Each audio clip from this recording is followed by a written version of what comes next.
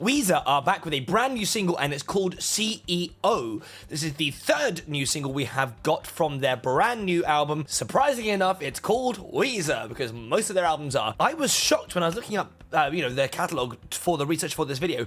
This is their 20th LP. That's insane. People talk about King Gizzard and the Wizard Lizard having a lot of output. This is not quite to that degree, but still, for a band that's been going for 31 years, their first album came out in 1994, the fact that they've managed to release 20 albums in that time is still pretty industrious. I mean, admittedly, they appeared to have spammed a little bit in 2022. They released 4 albums and then 2 in the year before. Actually, they released quite a lot of music between 2019 and 2022. But still, it's pretty impressive, and I mean, I would not say I'm like the most knowledgeable Weezer fan of all time. I know their greatest hits and maybe a couple more outside of that sort of very mainstream thing, but I do quite like Weezer. In fact, Hash Pipe, I think, was one of the first riffs I ever learned to play on a guitar.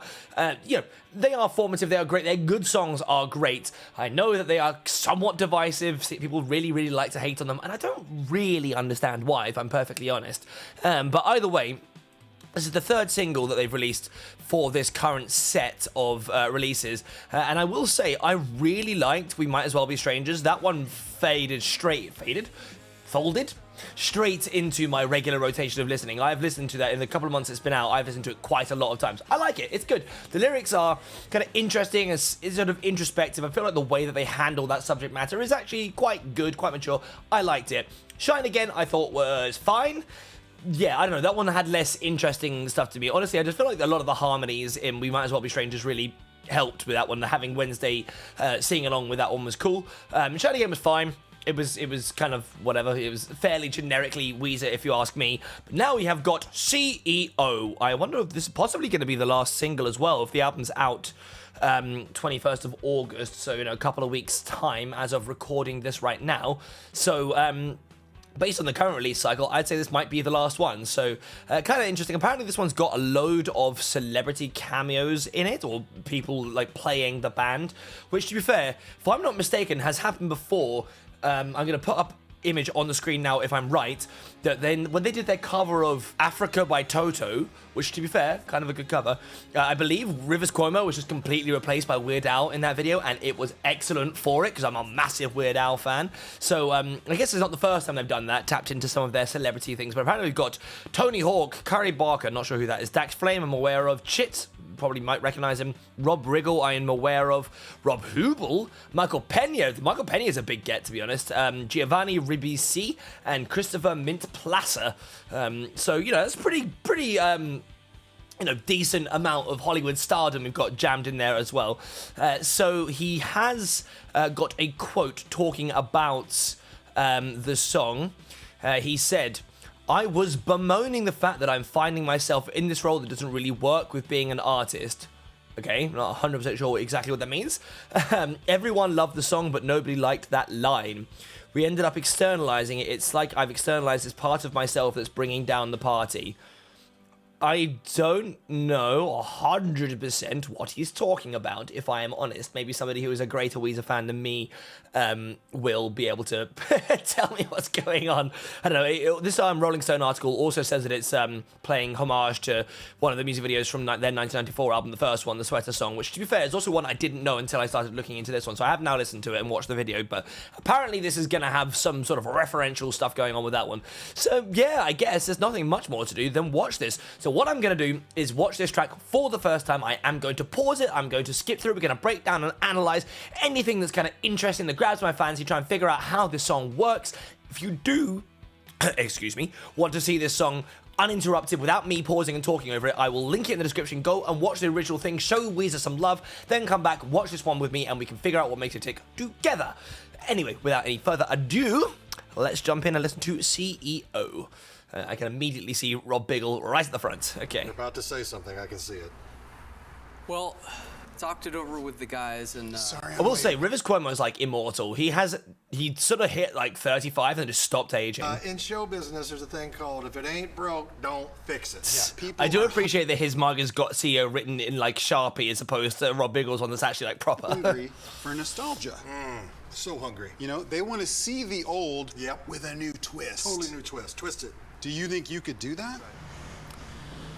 No, just even the way that they film it, they just like, I know it's an intentional choice to kind of create a character with Rivers, but like, you know, they are filming up with the other two guys. They're looking slightly below them and filming up because, I mean, don't get me wrong, they are both quite tall guys, but they kind of like have this feeling of you're almost in Rivers' perspective, right? And he's being looked down upon. And when they film him, it's pretty much even and way more shaky. It kind of like shows his persona, makes him look smaller and more kind of nerdy than maybe he actually is. I know that's like indefinitely intentional, but it's a nice little kind of like shooting style thing to keep it all consistent. Okay, let's get this over. Your head's about to blow. Okay, yeah, the opening is literally exactly the same as the like camera shot is the same as the sweater song. They just want the classics. Can't blame them, really. Something special about your early shit. That's a nice little riff coming in there. I don't know, I feel like the opening bit is maybe like a little bit on the nose. Like I guess if that, I mean, sure, if this is a genuine feeling, which I'm sure it is, that he's feeling about how he's kind of pigeonholed into not being able to innovate, people just want to hear old school Weezer. I do understand that, but I feel like a lot of people might find like a slightly less on the nose way of conveying that. Some strange effects going on there. Hand across the ears. Stop complaining and give the Okay. people what they want. Here comes Okay, I actually really like the way that was implemented there, having that vocalize what they want, scream. They're doing a lot with the pans there as well. The way that they introduce that heavy chugging guitar line, the sort of like power chordy bit, kind of having it do these weird little effects and kind of like zoom around with a lot of flying between each side, and then kind of kicking in at the same time with that very deep pound shout. That was nice. That was a really nice way of bringing that element in. You know, I was just a kid from Connecticut, alone in my room playing with a Tascam 688.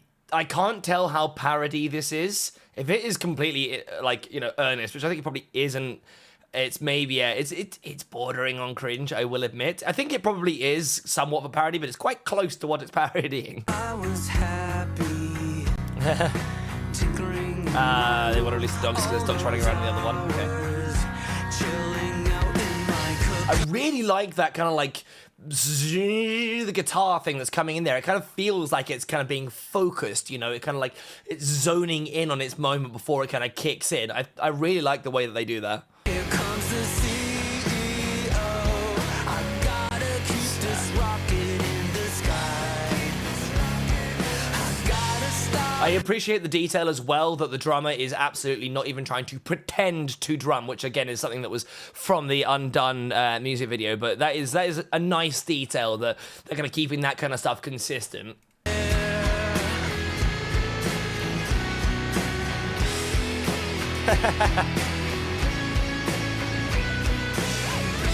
Again, just a little moments leaving in the like slight fret swipe noise, I guess that's what you call it, right? When, you know, you kind of have the live guitar and you move your fingers off it slightly. Like, it really does lend itself to this kind of very garage rock, bedroom rock, kids, 16-year-olds jamming out, you know, that kind of feeling. It adds to this kind of feeling of authenticity that, to be fair, I'm very much like polarizing myself. I keep on going from this is kind of a bit cringy and I can't tell if it's real or not to it feels very authentic. It's definitely making me think. I will say so far, I wouldn't say that I'd find the chord progression particularly inspiring. It's fine, it's good, but it's not like pricking my ears up and going, oh my god, I can't believe this.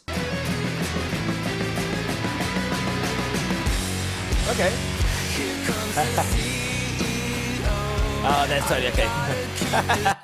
See, that I do quite like. The transition in there, having the different characters come in, like Michael Pena on guitar, Tony Hawk on drums. That's nice. It definitely kind of pays off this video. I do think that the chorus is a little bit lackluster, but the visual gags are kind of like nostalgia, the references to their old stuff. It kind of gives this song a reason to exist, which maybe sounds harsher than I mean it to. Here comes the founder and the CEO. Okay.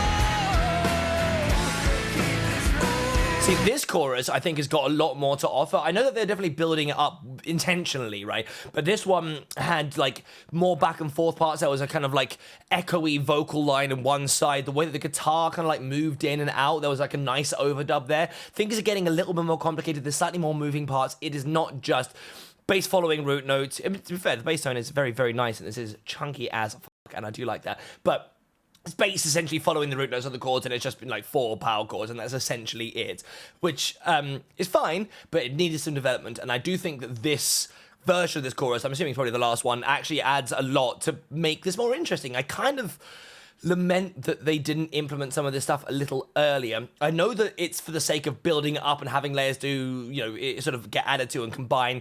When I'm writing my own music, I tend to do similar stuff. You introduce elements to keep stuff fresh, but I just feel like maybe the root idea was not quite interesting enough to kind of like be a foundation for that.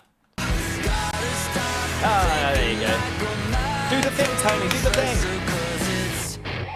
Yeah. I do like that little dropout moment, though. That is very, very well placed.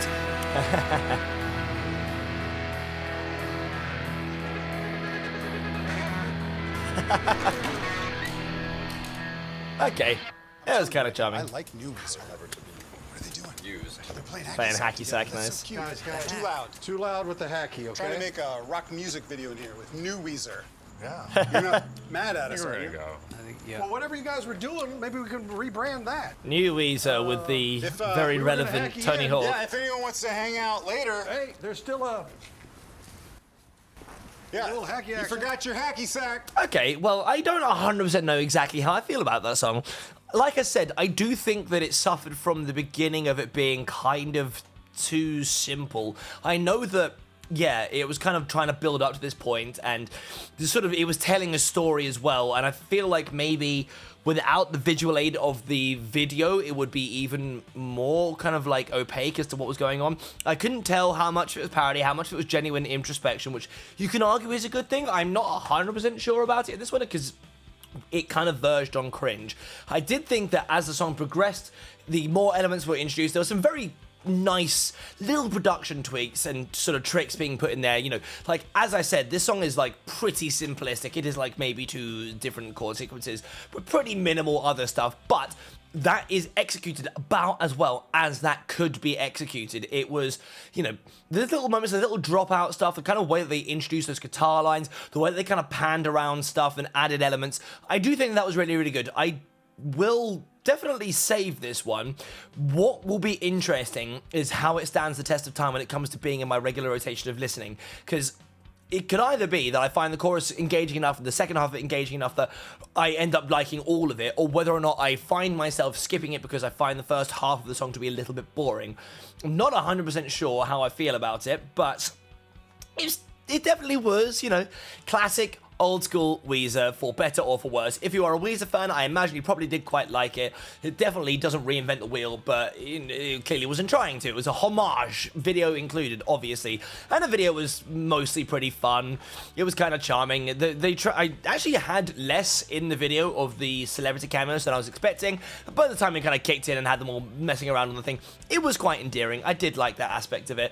Yeah, I know. I definitely think We Might As Well Be Strangers was more interesting as a song, just from a perspective of the melody itself being more dynamic and moving around more. So we'll see. I will be definitely listening to the album. I'm not sure how it will go. We'll just have to find out. But yeah, anyway, that is me trying my best not to be a hater, because I do like Weezer. I know.